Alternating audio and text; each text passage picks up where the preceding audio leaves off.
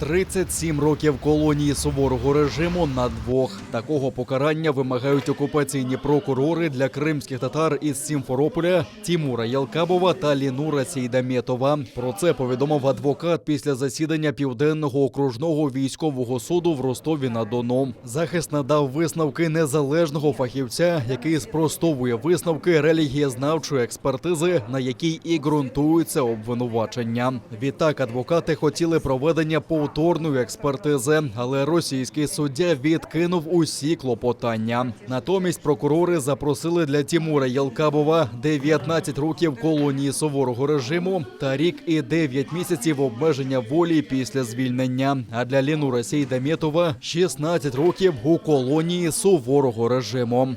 Нужно признать, отдать им должное, выслушали эти необоснованные космические приговоры, о которых просит суд, о которых просил государственный обвинитель с достоинством, с гордостью, с высоко поднятым носом.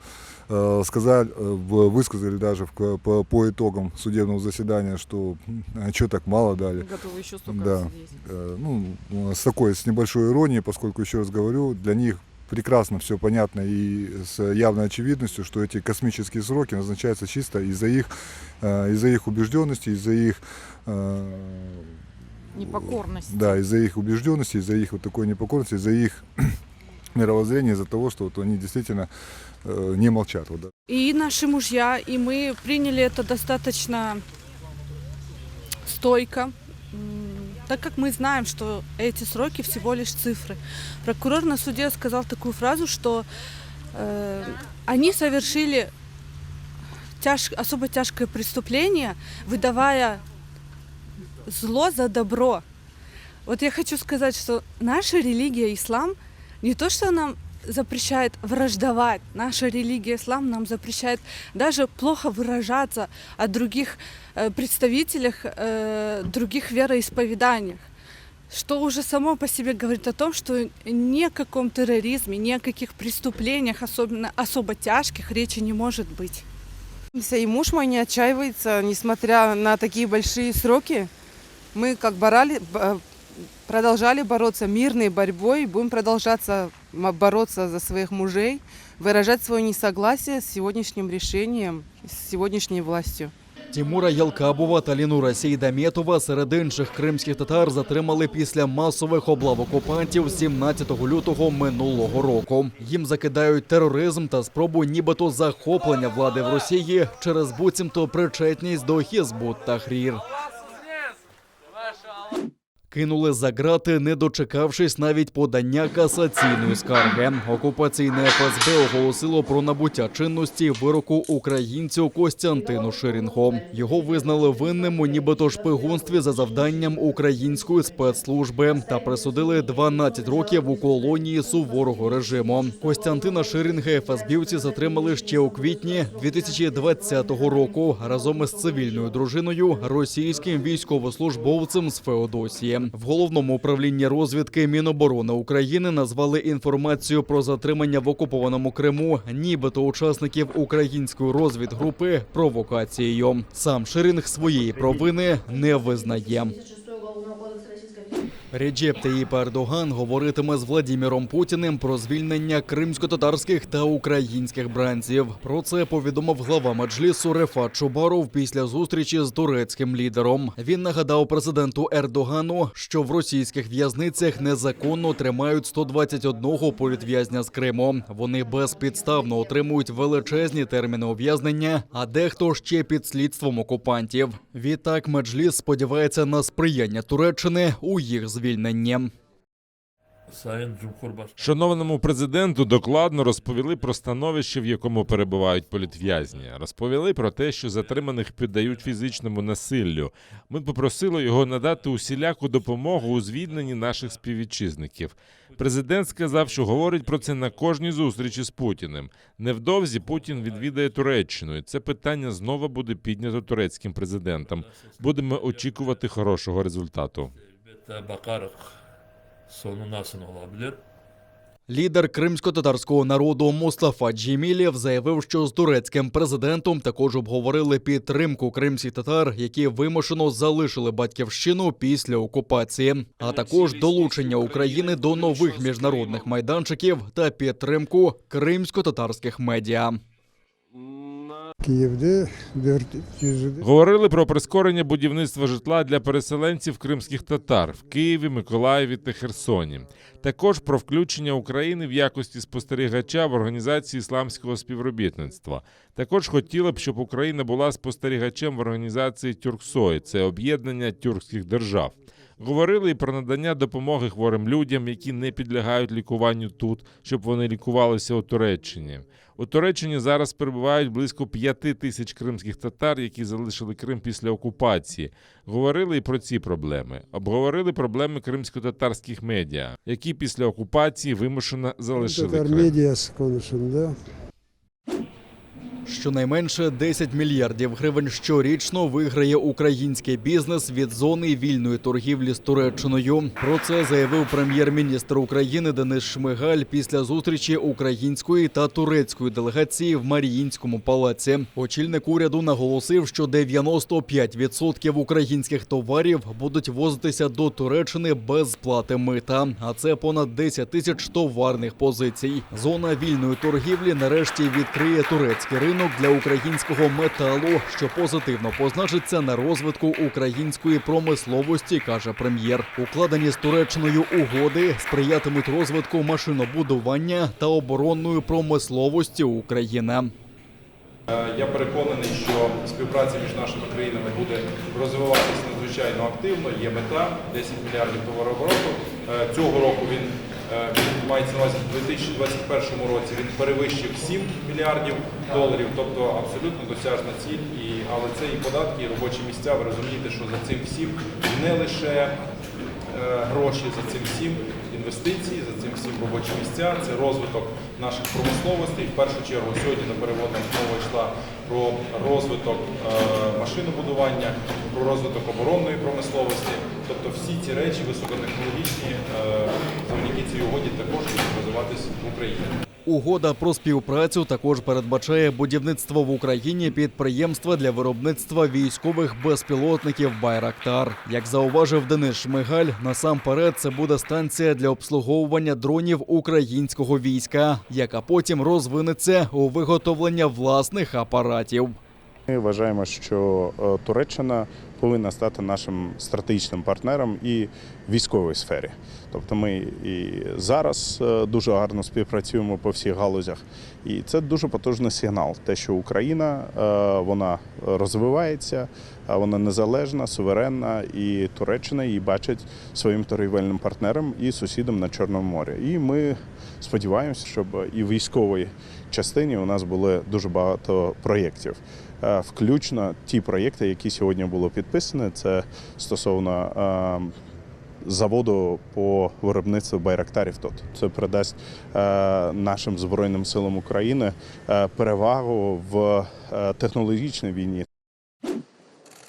Партнери вірять в Україну. Цей раунд Росія програла. Так, міністр закордонних справ України Дмитро Кулеба прокоментував результати перемовин між Україною та Туреччиною. 3 лютого президент Туреччини Реджеп Таїп Ердоган прибув з візитом до Києва, де провів перемовини із президентом України Володимиром Зеленським. За підсумками зустрічі президентів та засідання Українсько-турецької стратегічної ради високого рівня, країни, зокрема, підписали угоду про вільну торгівлю та будівництво заводу з виробництва ударних безпілотників «Байрактар». Такі документи не підписують на порозі війни, зазначив Кулеба.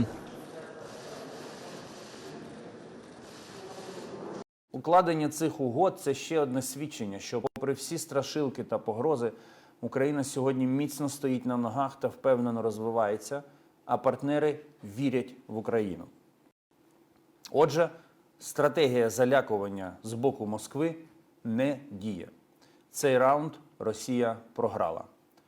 Ризики залишаються, і ми дійсно продовжуємо готуватися до будь-якого сценарію подій, але цей раунд Росія програла. За словами Дмитра Кулеби, українська влада і надалі продовжуватиме інтенсивні дипломатичні контакти у Києві з міжнародними партнерами, оскільки топ-візити знижують безпекові виклики та плутають карти Кремлю.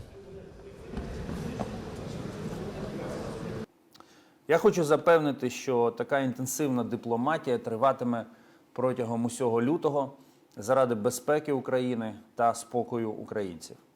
Наступного тижня у нас будуть нові візити з дружніх, важливих європейських країн. Буде багато дипломатичних контактів президента України, голови Верховної Ради, прем'єр-міністра, керівника Офісу президента, моїх. До того ж, Україна отримає ще більше зброї від міжнародних партнерів, анонсував міністр закордонних справ. Він також прокоментував інформацію про підготовку Росією фейкового відео як приводу для нападу на Україну. США передали Україні ці дані перед тим, як інформація потрапила у медіа. А завчасне розкриття таких планів допомогло відвернути такі сценарії, заявив Кулеба. Йдеться про інформацію видання Axios, яке повідомило про те, що американська розвідка отримала інформацію, яка свідчить про те, що Росія розглядає як привід для нападу на Україну поширення фейкового відео із зображенням нібито кривавої атаки українських збройних сил. В принципі, те, що було оприлюднено, нас не дивує. Ми з вами з 2014 року бачили багато підступних дій Російської Федерації. Ми бачили, що вони ні перед чим не зупиняються, коли намагаються щось сфальшувати і звинуватити в чомусь черговому Україну. Важливо, що будь-які плани, будь-які наміри Росії, вони виводяться на світло і, відповідно, нам вдається їх зривати. Ми продовжимо співробітництво з Сполученими Штатами по розвідувальній лінії, по дипломатичній лінії для того, щоб викривати злісні наміри Російської Федерації. Російські окупанти у четвер не бралися за зброю. У штабі Об'єднаних сил повідомили, що ворог не відкривав вогонь в бік позицій українських захисників. Відтак, 3 лютого стало 10-ю тихою добою на Східному фронті від початку року. Ситуація в районі проведення операції Об'єднаних сил залишається контрольованою українськими військовослужбовцями. Упродовж минулої доби, 3 лютого, та станом на 11 годину поточної доби, з боку російсько-окупаційних військ порушень режиму припинення вогню не зафіксовано. Підрозділи Об'єднаних сил продовжують виконувати визначені завдання з відсічі і стримування збройної агресії Російської Федерації.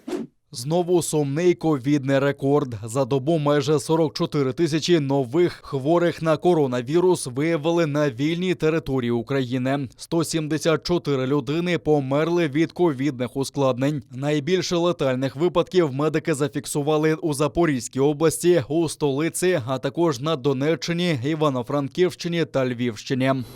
Найбільше виявили підтверджених випадків у Одеській, Львівській та Житомирській областях. Разом з тим, закликаю не чекати посилення карантину та вакцинуватись від COVID-19 вже зараз. Кожна із вакцин, доступних в Україні, забезпечує захист від важкого перебігу коронавірусу. До прикладу, вакцина Модерна на 90% ефективна проти госпіталізації внаслідок омікрону завдяки введенню бустерної дози. Тим часом проти коронавірусу уже вакциновано 15,5 мільйонів українців. Понад 400 тисяч уже отримали 3-ю бустерну дозу вакцини. Медики закликають, аби уберегти своє оточення від інфікування, робити тестування при будь-яких симптомах ГРВІ та самоізолюватись. За чинними протоколами, якщо з 10-го дня після появи симптомів протягом 3 днів симптоми захворювання відсутні, то самоізоляцію можна завершувати. А разом з тим, якщо пацієнт не має симптомів хвороби, а результат тестування виявився позитивним, то самоізоляцію варто завершувати із дотриманням тієї ж норми. Якщо від 10-го дня протягом 3 днів відсутні симптоми. Проте, якщо людина вирішила раніше зробити ПЛР-тест і він виявився негативним, то це також вважається підставою для припинення самоізоляції. Рекордну кількість хворих також зафіксували і в окупованому Криму. За сумнівними підрахунками окупаційної влади, 1244 людини за минулу добу захворіли на коронавірус. При цьому 14 кримчан не змогли подолати цю хворобу та пішли з життя. Лідера терористичного угрупування «Ісламська держава» було ліквідовано. Про це заявили у Білому домі та Пентагоні. За словами його спікера Джона Кірбі, під час операції у сирійській провінції Ідліб американські військовики оточили дім головного терориста у районі міста Атма біля кордону з Туреччиною. В результаті Абу Ібрагім Аль-Хашемі Аль-Кураші убив себе, підірвавши вибухівку. Разом із ним загинуло ще 12 людей, зокрема, родина терориста. Він був рушієм єзидів на північному заході Іраку у 2014 році. Ми всі пам'ятаємо страшні історії масових вбивств і знищення цілого поселення. Тисячі жінок і дівчат продано у рабство, зґвалтовано. І завдяки нашим хоробрим військам цього жахливого ватажка терористів більше немає. ООН висловила занепокоєння щодо повідомлень про загибель цивільних, а також заявила, що треба провести розслідування і знайти тих, хто несе за це відповідальність. Водночас організація схвалила усунення лідера Ісламської держави. Угруповання скоїло жахливі злочини і принесло трагедію і смерті тисячам чоловіків, жінок і дітей. І ми хочемо скористатися цією нагодою, щоб згадати про жертви та сім'ї жертв тероризму в усьому світі. І звичайно ж, як ви знаєте, ООН загалом дуже підтримує зусилля в боротьбі з Ісламською державою, тому будь-які успіхи слід вітати.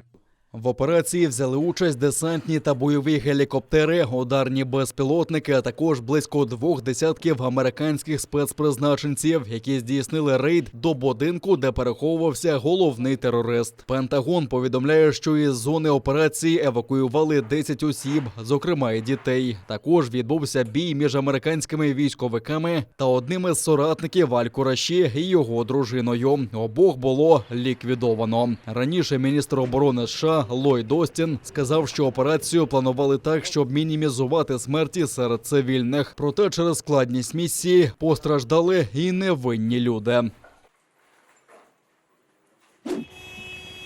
Напередодні відкриття зимової олімпіади у Пекіні тибетці організували кілька протестів. Один із них відбувся в індійському місті Дхарамсала. Тут знаходиться уряд Тибету у вигнанні і представництво Далай-лами. Протестувальники заявляють, що Компартія Китаю здійснює геноцид їхнього народу і ігри потрібно бойкотувати. Ще сотні тибетців пройшли маршем до штаб-квартири Міжнародного олімпійського комітету у швейцарській Лозанні. Вони звинуватили МОК у допомозі злочинам, які скоюються у Китаї щодо релігійних та етнічних меншин. Ми проти того, щоб МОК надавав право на проведення цих дорогоцінних ігор країні, де при владі диктаторський режим, який не поважає верховенство закону. За словами організаторів акції, після попередніх Пекінських ігор 14 років тому понад 150 тибетців здійснили самоспалення через репресії у Тибеті. Компартія захопила гірський район 1950 року, назвавши це визволенням. З того часу Китай звинувачують у релігійних переслідуваннях щодо тибетців. Напередодні ігор також зазвучали звинувачення в інших порушеннях. Так, за даними правозахисних організацій, у Китаї продовжуються репресії щодо мусульман-уйгурів, послідовників домашніх християнських церков та прихильників медитативної практики Фалунь-Гунь. Китайський олімпійський комітет заявив, що усі звинувачення сфабриковано, а глава Китаю Сі Цзіньпін зазначив, що ігри будуть упорядкованими, безпечними та чудовими. Так звані питання прав людини – це брехня людей із нечистими мотивами. Тим часом глава МОК Томас Бах сказав, що жодних політичних питань на Олімпіаді не порушуватимуть. МОК має зайняти бік політичного нейтралітету. Ми не коментуватимемо політичних питань. США, Велика Британія та кілька інших держав раніше оголосили про дипломатичний бойкот Олімпіади. Вони не відправлятимуть на відкриття високопоставлені делегації, лише спортсменів. Тепер про такий бойкот оголосила і Індія. Її обурило те, що олімпійський смолоскип, зокрема, ніс китайський солдат, який у 2020 році був замішаний у кривавому інциденті на спірній території між двома країнами. Тоді загинуло щонайменше 20 індійських військових.